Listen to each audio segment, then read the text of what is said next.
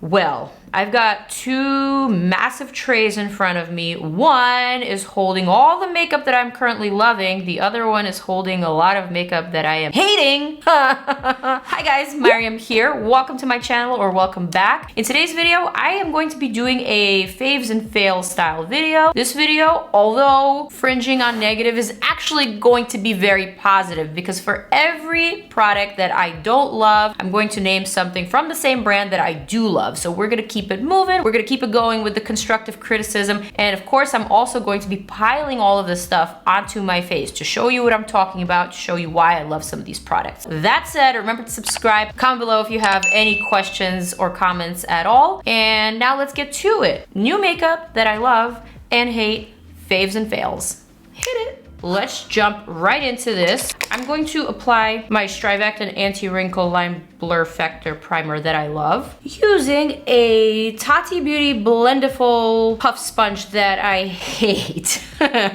Well, let me be a little bit more specific. I do like the sponge for applying anything that's colorless, such as my primer. Kind of like the idea of spreading my primer, not with my hands, but with something else. So for this specific reason, the Blendiful is a good tool. For anything else, however, I have a video up here, you guys, in which I had really high hopes, but unfortunately the Blendiful just did not deliver. I don't like the size. I don't like the fact that these fibers kind of cling together, causing textured application of foundation on my face. Also, the fact that it shears out my foundation and makes me apply more. For those reasons specifically, I am not a fan of the Blendiful, but I do like it for primer. That's why I keep it around, and that is literally the only thing that I use it for. Next up, well, I guess since I said that I don't like the Blendiful from Tati Beauty, let me go ahead and mention something that I do love from Tati Beauty, and you already know what I'm talking about. I absolutely love her Textured Neutrals palette. I reviewed this one as well, and I gave it a really high score, you guys. I think this is a smart palette. I think it's well organized, and the quality is so super duper consistent. All of the shadows perform, adhere to the skin really, really well. I like the glitters, metallics, sequins, and mattes, monochromatic rows of shades. I think it's just clever, and I get it, and I like it. I'm actually looking forward to Tati's next palette, and hopefully it'll be in the same theme, but perhaps maybe not neutrals, maybe with colors. This one I like, and I will definitely dip into that in a little bit. Now let's dabble into some foundation, shall we? So for today's video, I am not going to apply Makeup Forever's Reboot Foundation, simply because it did not pass my wear test. This specific foundation is actually my previous video. You could watch it after you watch this video. It is not meant for oily skin, you guys. Although this foundation lifted my skin, it plumped it, it minimized my pores, it evened out my tone without looking like I had anything on my face, it unfortunately did not keep my oils at bay. That wear test was tragic. I looked like a frying pan full of grease, and it was not pretty. I can't say that I hate this foundation, but I just hate it for me. But I still love Makeup Forever, and their Ultra HD foundation is absolutely one of my all-time faves. So today I am going to be using this foundation just to show you how great it is. It's an oldie but a goodie. It's one of those really versatile foundations that looks really great on just about any skin type, whether you are oily, normal to dry, mature, or youthful. Because it's HD, it looks great on camera. It also photographs really beautifully. I feel like it's one of those gems that everyone needs to have in their arsenal. I'm applying one side of the foundation with a brush, just stippling it on very, very lightly. My shade is Y365, which is a perfect shade to my neck, medium with a golden undertone. I also think Makeup Forever's naming convention is really simple. There's really only the Y foundations or the R foundations. Y standing for yellow and R standing for red. Though some Ys lean a little bit more neutral than others, the differentiating factor is really simple to understand, and I am a fan. I'm gonna use my damp beauty blender for the other side. And because this foundation is so easy to use and so easy to apply, you can literally use any tool to apply it. Just glides on so effortlessly. But the beauty blender does tend to soak up a bit more product than the brush. Just applying a smidge more.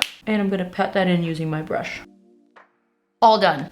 The next thing that I am loving this month is in the concealer category. Can you guess? Mcgrath Sublime Concealer. This concealer is so full coverage. It's not cakey. The color range is awesome. It covers, it brightens, it basically does everything, and it does it so effortlessly and easily. I said it in my review and I'll say it again. Ever since I got my hands on this concealer, I have not even reached for my Tarte Shape Tape nor my Benefit Boing Cakeless. That's saying a lot. I don't know, there's just something so exciting and so satisfying about applying this on. I almost feel like it has a lifting effect, almost like a skincare finish to the concealer, especially when you use it in the under eye. The product does not settle into fine lines, doesn't enhance uneven texture. It lays just right, you guys. And I also think that because the consistency is part tacky, it makes for a great acne coverage concealer. So not just for brightening and plumping the under eye, but also for concealing imperfections, which I think we so often forget about. We just slap on some full coverage foundation, we cover up one imperfection that's on our face, when we could probably skip foundation altogether and just cover that spot and be looking just as fresh as ever. Think about that. That's truly the job of a concealer. And I think this Pat McGrath concealer is the best example of that. I also really love this brush that it comes with. This whole collection is quickly becoming a holy grail for me. Holy shit. Speaking of the collection, I cannot not mention the under eye brightening powder that came with the system. Yes, 2 of them came in cracked, medium and the deep. Yes, we all know about that fiasco, but the light came in just fine, and this is the one that I've been using, and I think it's a universal shade because it really doesn't come off white whatsoever. It kind of just brightens and sets like a translucent setting powder, and these 2 products together is a match made in heaven. It's just so perfect. Yes, of course, this concealer still needs to be set. It's a cream product. All cream products need to be set, especially if you're applying it to the under eye, which usually has some fine lines. Even if you're a baby, there's fine lines in the under eye. I hate when people are like, "Hey Maryam, I know you love this foundation or concealer, but it like totally settled in my fine lines." So then I ask, which setting powder did you use? And then they tell me they don't like setting powder. Girl, come on.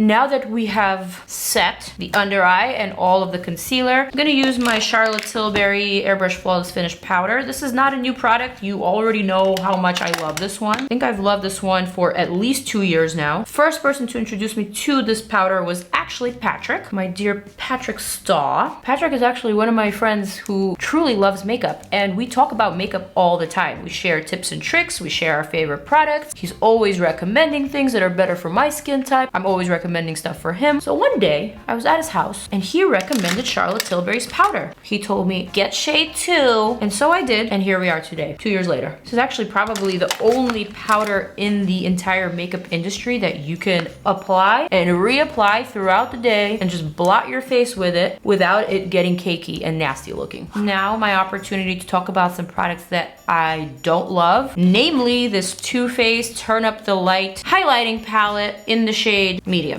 So this highlighter palette, the packaging is gorgeous. It looks so pretty and so inviting. There's different types of highlighters, glowy one, a soft focus one, and a dazzle. However, when you swatch these, they're all kind of just really barely there. Even the dazzle is not really dazzly at all. Yes, there's some shine, but it feels very dry on the hands, and there really isn't much of a difference in your skin before and after you apply this product. Maybe let me show you. Let's do the soft focus first.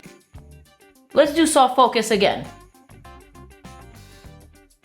Just me, or was nothing done? All right, let's go for the glow. Hello, where's the glow? Wait for it, you guys. Let's go for the dazzle.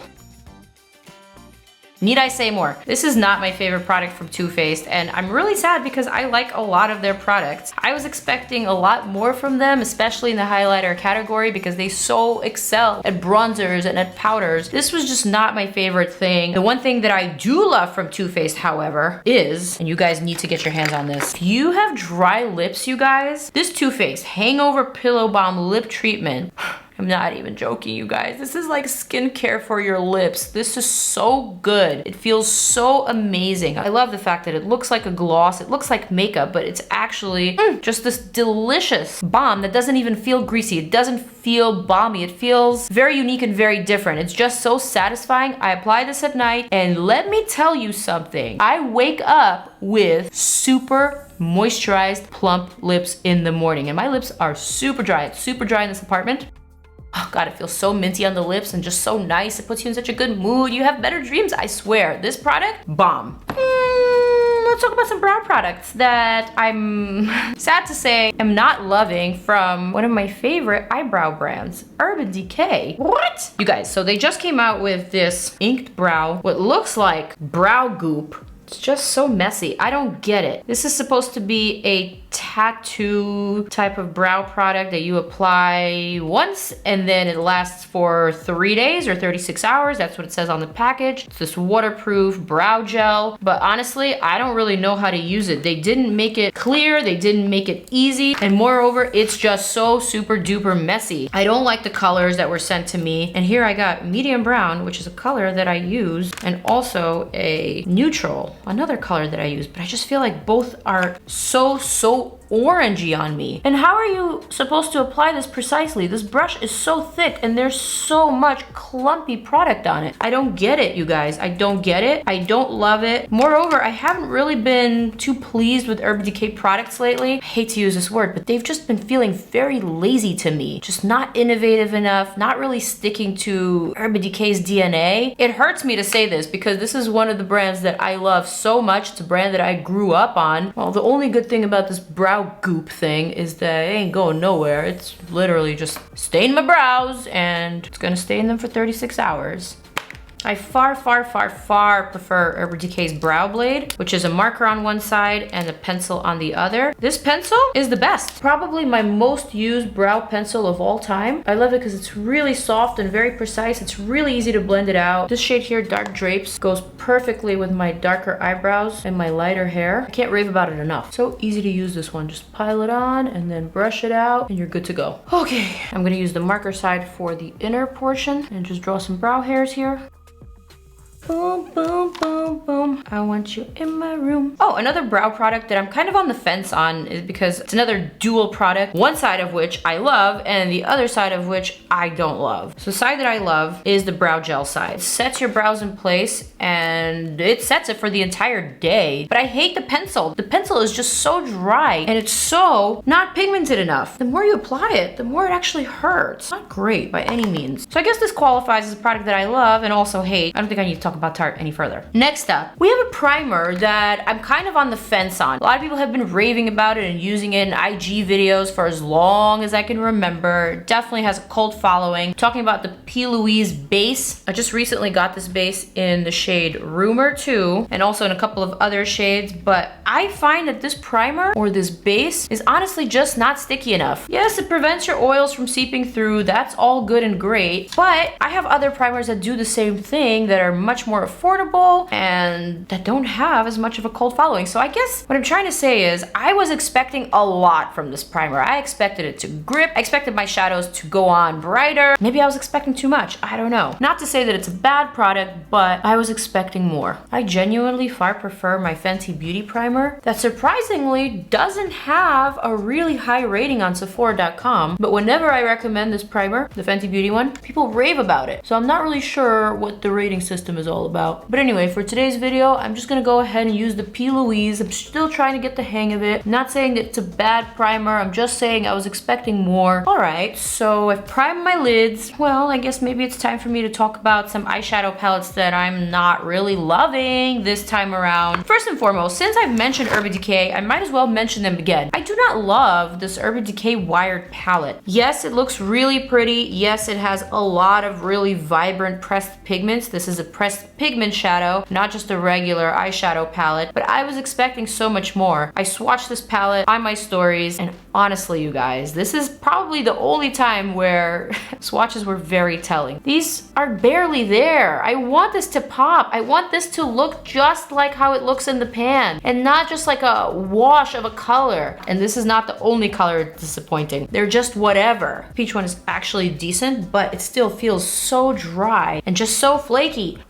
Not feeling it, Urban Decay. What is you doing? I was just not super excited about ColourPop's Sailor Moon collaboration palette. Yes, I did review this one. Yes, I did a look that was really pretty, but I was expecting so much more because again, this is Sailor Moon themed, so I was expecting really vibrant popping colors, not barely there neutrals. I could totally use without these metallics, and like, where is the Sailor Moon blue? I don't get it. This was kind of just like a 6.5 to me out of a 10. It's an inexpensive palette. There's 12 shades. I guess it's okay, but it just was not exciting for me. I did, however, really enjoy the blushes. The blushes were really cute. Matter of fact, I'm gonna apply them right now. I'm gonna go for this cat's eye, which is a little bit on the peachy side. This is pretty. This I like. Moving right along, let's talk about some shadow palettes that I love. Whipping out my Jaclyn Hill X Morphe palette, volume 2. You guys, I love this palette. This is what I'm talking about. This is vibrancy. This is pigmentation. This is the kind of palette that delivers and packs on color no matter what primer you use. Yes, Jaclyn Hill has a specific formulation with Morphe shadows, so not all Morphe palettes are this pigmented and this good quality. I'm sorry, I had to say it really loud and clear because there were a lot of complaints and there were a lot of comments on my Morphe reviews. How are you making it work? Morphe sucks. You guys, I'm not talking about Morphe as a whole. I'm specifically talking about Jaclyn Hill's palette with Morphe. I'm gonna do something simple for today's look. Maybe a little bit of this Talia. I think she said Talia is her niece. She's so sweet. You guys remember my first collab with PIXI? I totally named one of the pants after my sister, Hanifa. I called it Honey Bunny because she is my honey and also my bunny. So I appreciate that. And look how that packs on. It's just a pleasure. I feel like Jaclyn Hill's Morphe formulation shadows are just easier to work with. They really listen to your actions, your brush actions that is. You saw how I just applied it to this area and then I just blended out this in a wash, and then I'm just gonna blend out the edge ever so slightly. But now it kind of looks like I'm wearing two shadows, but really it's the same shadow, just here it's a lot more blended and here it's a lot more pressed in. Easy, boom. I don't know what's up with this P. Louise base, but there's some creasing on my lid with this P. Louise base. Guys, I'm getting kind of hungry, so if you think I'm sounding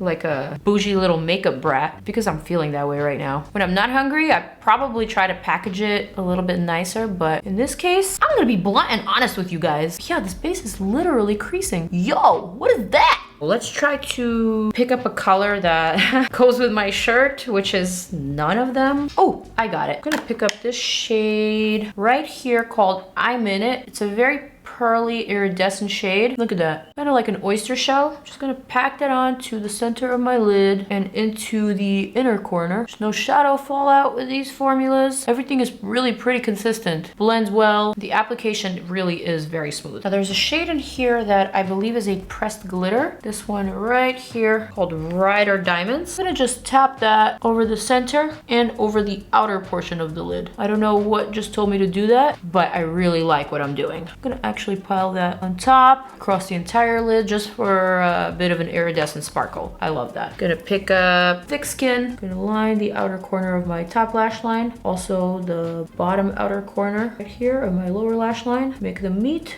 and then just wash that out, blend that out. It's actually a pinch too light for what I was going for. This color does look darker in the pan, but that's okay. I'm gonna dip into a darker shade called Crazy, and I will layer that on top and also right here. That's cute. That's so cute. Just like a little hint of something, you know? All right, I think I'm done with this palette for now. I'm gonna reach for my textured neutrals. Kind of want to amplify this look just a bit. So I'm gonna go for this shade here called Aura Metallic. Let's use that to sharpen right here and also right here. Man, these shadows too, they are just so creamy. Such a pleasure to work with. My God. And now since we already have the glitter going, let's go for some more glitter. I'm gonna go for Aura glitter, and I'm going to sporadically stamp that onto my lid. That is looking really, really, really fresh and cute. I love that these glitters are sticking, not flying around everywhere. They're not ruining my foundation like so many glitter shadows tend to do. This is great. Great. And I guess I'm just done with everything here. I'm gonna curl my lashes with my current fave lash curler, which is Laura Mercier's. I like this one because it's a little bit flatter than some of the other lash curlers. So I think it just works better for my flatter, more Asian eye shape. Also gonna curl my bottom lashes. This is something that I've been doing a lot lately. And now for my mascara, I got a new one that I've been using a lot, and it's one that I've been loving. It's this Clinique High Impact Waterproof Mascara. Now I did just mention my Asian eye shape, and because of my eye shape, I absolutely cannot wear regular mascaras. My mascaras have to be waterproof. If they're not waterproof, then the tiny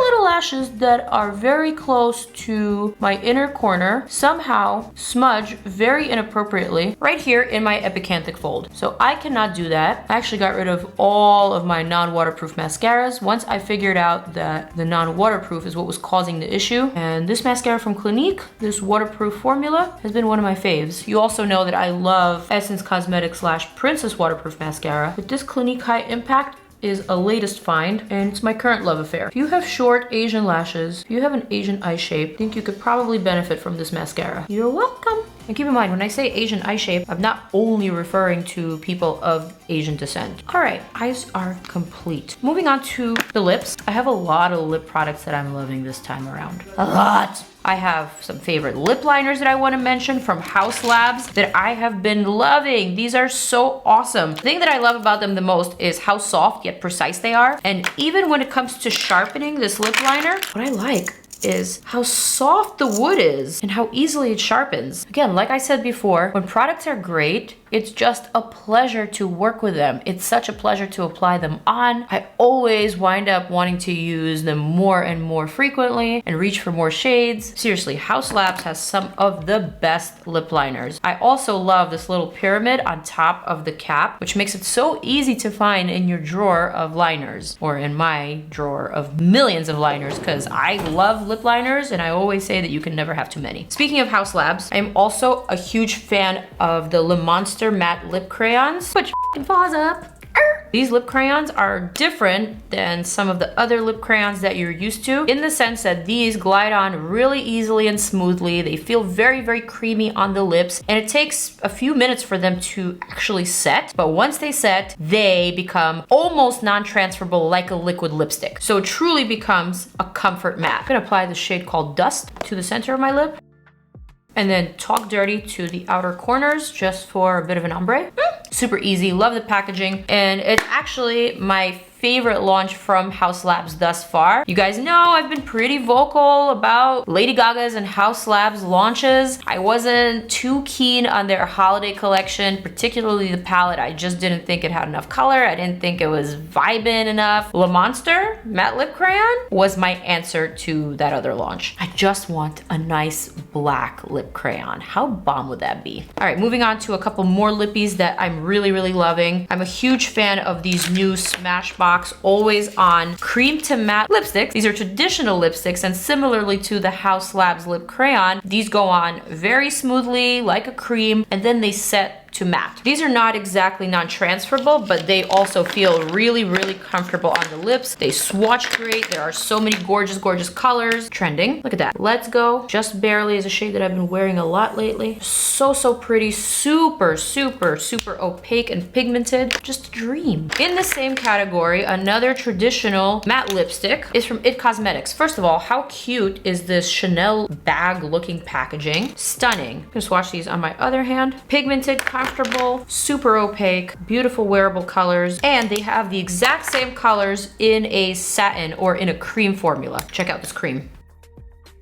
There's actually not too much of a difference between the mattes and the creams. The creams probably feel even more comfortable on the lips, so for those of you who are not into mattes, check out IT Cosmetics creams. Super good. Last but not least, I'm obsessed with this KVD Vegan Beauty Vinyl Lip Creams. These are really, really great. And if you didn't already know, the person who originally started KVD, Kat Von D, is no longer with the brand. So this is their first launch since their rebirth. And I would say this is a really really good one. These are long wearing lip vinyls. So think of these as a glossy liquid lipstick. Again, gorgeous colors, super flattering on the lips, super comfortable, but in a long wearing gloss formula. You couldn't ask for much more from a gloss. I am personally a huge fan of these just because they're so pigmented. They layer so well over just lip liner. You don't have to apply lipstick underneath and they stay on for a long time. So I am a fan of that.